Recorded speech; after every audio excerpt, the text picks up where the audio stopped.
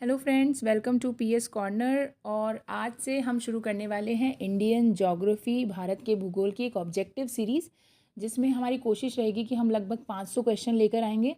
और Indian geography के जितने इंपॉर्टेंट चैप्टर्स हैं जिनसे एग्ज़ाम में क्वेश्चन आते हैं, ज़्यादातर एग्ज़ाम में उनके अधिकांश जो पूछे गए क्वेश्चन हैं या पूछे जा सकने वाले क्वेश्चन हैं उनको ऑब्जेक्टिव फॉर्म में सॉल्व कर लेंगे। तो आइए शुरू करते हैं। आज का पहला सवाल है, भारत की भौगोलिक अवस्थिति के संबंध में कौन सा कथन सही है। तो ऐसा क्वेश्चन अक्सर हम एग्ज़ाम में देखते हैं, बहुत बार पहले भी आ चुका है। इसमें पूछा गया है कि भारत के अक्षांश और देशांतर क्या हैं। ऑप्शन नंबर 1 है 8 डिग्री 4 मिनट से 37 डिग्री 6 मिनट उत्तरी अक्षांश, बिल्कुल सही है, भारत का अक्षांशीय विस्तार यही है। दूसरा है 68 डिग्री 7 मिनट से 97 डिग्री 25 मिनट पूर्वी देशांतर, ये भी सही है, भारत का देशांतरीय विस्तार यही है। किबिथु से लेकर यानी अरुणाचल प्रदेश के किबिथु से लेकर गुजरात के हम गौर मोता तक देशांतरीय विस्तार मानते हैं। और अक्षांशीय विस्तार हम कन्याकुमारी से लेकर जम्मू कश्मीर के इंदिराकोल तक मानते हैं। तीसरा ऑप्शन है भारत भूमध्य रेखा के उत्तर में तथा ग्रीनविच रेखा के पूर्व में स्थित है, तो ये भी बिल्कुल सही है, भूमध्य रेखा के उत्तर में स्थित है भारत पूरी तरह से, और ग्रीनविच रेखा के पूरब में स्थित है। भारत के सभी अक्षांश उत्तरी अक्षांश हैं और सभी देशांतर पूर्वी देशांतर हैं। तो यानी ये तीनों ही स्टेटमेंट करेक्ट हैं। तो इसका आंसर हो जाएगा द उपरोक्त सभी। सेकंड क्वेश्चन है, अरब सागर भारत के कौन सी दिशा में है। तो अरब सागर हमें पता ही है भारत के किस दिशा में है, भारत के दक्षिण में स्थित है और दक्षिण में भी पश्चिम में स्थित है। दक्षिण पश्चिम में जो सागर है वो अरब सागर है और दक्षिण पूर्व में जो सागर है वो बंगाल की खाड़ी है। दक्षिण में भारत के हिंद महासागर स्थित है। भारत तीनों तरफ से समुद्र से घिरा हुआ है, इसलिए भारत को प्रायद्वीप भी कहा जाता है। अगला सवाल है, भारत की स्थलीय सीमा है। तो भारत की स्थलीय सीमा, भारत की तटीय सीमा और भारत की द्वीपों सहित तटीय सीमा, ये क्वेश्चन बार बार आता है। भारत की स्थलीय सीमा है 15,200 किलोमीटर, काफ़ी बार पूछी जा चुकी है, ध्यान रखेंगे। भारत की स्थलीय सीमा है 15,200 किलोमीटर, आंसर है स। भारत की तटीय सीमा की बात करें तो भारत की तटीय सीमा है 6100 किलोमीटर, 6100 किलोमीटर। और अगर हम बात करें भारत की तटीय सीमा द्वीपों के साथ, तो द्वीपों के साथ जो भारत की तटीय सीमा लगती है वो लगती है 7,516.6 किलोमीटर। ठीक है। अगला प्रश्न है, भारत की मुख्य भूमि की समुद्री सीमा रेखा लगभग कितनी है।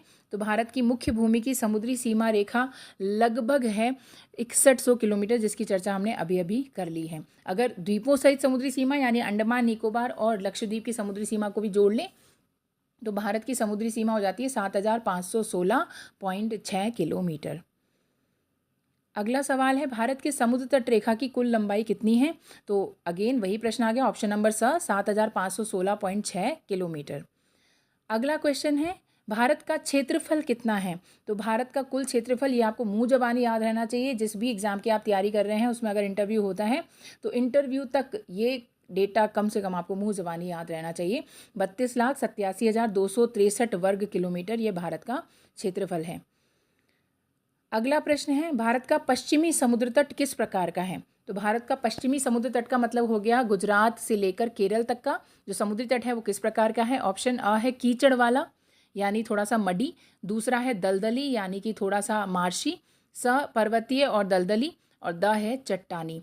तो अगर भारत के पश्चिमी समुद्र तट की बात करें तो जो पश्चिमी समुद्र तट है ऐसा माना जाता है उसका कई क्षेत्र पर निमज्जन हुआ है, कई क्षेत्र पर उन्मज्जन हुआ है, और यही वजह है कि भारत का जो पश्चिमी समुद्र तट है वो चट्टानी है। जैसे आपने कई बार फोटोज़ भी देखी होंगी, मुंबई के आसपास के जो द्वीप हैं वो चट्टानी द्वीप दिखाई देते हैं। अगर हम बात करें दलदली समुद्र तटों की तो भारत का जो पूर्वी समुद्र तट है जहाँ पे ज़्यादातर नदियाँ अपना डेल्टा बना रही हैं वो थोड़ा दलदली है। पश्चिमी समुद्र तट पर ज़्यादातर नदियाँ एस्चुरी यानी ज्वार नदबुक बनाती हैं, यानी कि अपने अवसादों का निक्षेपण ना करके सीधे समुद्र में जाकर गिर जाती हैं। अतः हम बोल सकते हैं कि भारत का जो पश्चिमी समुद्र तट है वो चट्टानी है और पूर्वी समुद्र तट लगभग दलदली है, हम ऐसा बोल सकते हैं। अगला है, भारत को महाद्वीपीय और उष्णकटिबंधीय क्षेत्रों में विभाजित करने वाली रेखा है। महाद्वीपीय और उष्णकटिबंधीय क्षेत्रों में विभाजित करने वाली रेखा भारत के अंदर कर्क रेखा है जो भारत के बीचों बीच से गुजरती है। विषुवत रेखा भारत के दक्षिण में स्थित है। तिथि रेखा जो है वो भारत से गुजरती नहीं है, 180 डिग्री जो है अंतर्राष्ट्रीय तिथि रेखा है जहाँ से भारत भी अपनी तिथि देखता है। और मकर रेखा भी भारत से नहीं गुजरती, ऑस्ट्रेलिया से गुजरती है। तो कर्क रेखा है जो उसके दक्षिण का हिस्सा उष्णकटिबंधीय क्षेत्र है और उसके उत्तर का हिस्सा लगभग महाद्वीपीय जलवायु वाला है। तो आंसर हो जाएगा अ। अगला क्वेश्चन है, बंगाल की खाड़ी में भारत के द्वीप हैं। तो बंगाल की खाड़ी में भारत के जो द्वीप हैं वो मुख्य रूप से तो अंडमान निकोबार द्वीप समूह है, जिसके अंदर लगभग हम 200 से ज़्यादा द्वीप मानते हैं मुख्य द्वीप। सर अब्दुल कलाम जो द्वीप है, जिसे पहले व्हीलर द्वीप कहा जाता था, ये भी बंगाल की खाड़ी में स्थित है। और श्री हरिकोटा द्वीप, जिस पर भारत का सतीश धवन अंतरिक्ष केंद्र स्थित है, वह भी बंगाल की खाड़ी में ही स्थित है। तो ये तीनों ही द्वीप बंगाल की खाड़ी में स्थित हैं, तो ये सही आंसर है। अरब सागर में देखा जाए तो एक तो लक्षद्वीप स्थित है जो कि द्वीप समूह है। इसके अलावा आलिया बेट, खादिया बेट, मुंबई, ये प्रमुख द्वीप हैं जो भारत के पश्चिमी समुद्र तट पे स्थित हैं या अरब सागर में स्थित हैं। अगला प्रश्न है, भारत के पूर्व से पश्चिम और उत्तर से दक्षिण की अधिकतम दूरी क्रमशः कितनी है? तो भारत के पूर्व से पश्चिम की जो दूरी है वो है 2933 किलोमीटर और उत्तर से दक्षिण की जो दूरी है वो है 3214 किलोमीटर। यानी कि इंदिरा कोल से कन्याकुमारी 3214 और गौरमौता गुजरात से लेकर किबिथु अरुणाचल प्रदेश तक 2933 किलोमीटर। यानी भारत का अक्षांशीय विस्तार, उत्तर से दक्षिण जो विस्तार है वो पूर्व से पश्चिम विस्तार की तुलना में अधिक है। तो इसका आंसर हो जाएगा अ। इसी तरह से और प्रश्न भी हम आपके लिए लाते रहेंगे। आज हमने जो है सरल प्रश्नों का चयन किया था छोटे छोटे एग्जाम्स में, और इनफैक्ट हम देख सकते हैं कि आरपीएससी के ज़्यादातर जो एग्जाम है जिनमें फैक्चुअल क्वेश्चंस आते हैं, लगभग सभी एग्जाम से फैक्चुअल क्वेश्चंस आते हैं, तो इसी तरह के प्रश्न हमें अक्सर एग्जाम में देखने को मिलते हैं। धीरे धीरे हम इन प्रश्नों का लेवल भी बढ़ाएंगे, जिससे आपका कॉन्फिडेंस भी धीरे धीरे बढ़ता जाए। उम्मीद करूंगी आप इस सीरीज़ को बहुत प्यार देंगे, इसको ज़्यादा से ज़्यादा शेयर करेंगे, लोगों में पॉपुलर बनाएंगे, लोगों को इसके बारे में बताएंगे। अपने जितने भी व्हाट्सएप स्टेटस, फेसबुक, इंस्टाग्राम, जिस भी सोशल मीडिया हैंडल पे हैं वहाँ पे आप इसे शेयर करेंगे। और अगर अभी तक आपने चैनल सब्सक्राइब नहीं किया हुआ है तो आप लोग पता नहीं किस दिन का इंतज़ार कर रहे हैं, तो प्लीज़ सब्सक्राइब भी कर लीजिए। Thanks for the day. कल इसे कंटिन्यू करेंगे, यही सीरीज़ तरह से हम आगे लेकर चलेंगे। Thank you, bye bye.